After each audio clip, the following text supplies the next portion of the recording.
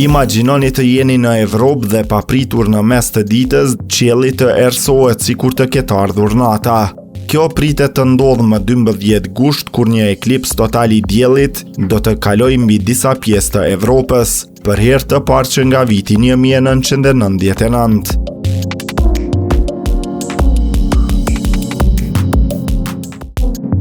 Më 12 gusht një fenomen i rrallë qiellor do të bëjë që dita të kthehet për pak qaste në natë.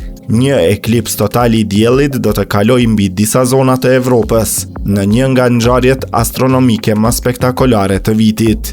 Të mërkurën më 12 gusht 2026, hëna do të kalojë drejt për drejt mes tokës dhe diellit, duke bllokuar plotësisht dritën e diellit për ata që ndodhen brenda shiritit të ngushtë, ku kalon hija e hënës.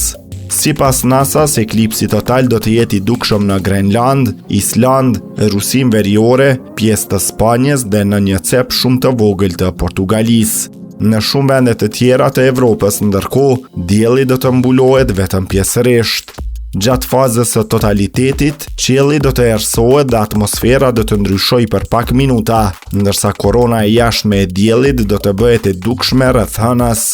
Në shumicën e zonave ku do të shihet totaliteti, erësimi i plot do të zgjas më pak se 2 minuta, ndërsa në disa pika të favorshme mund të zgjas pak më shumë.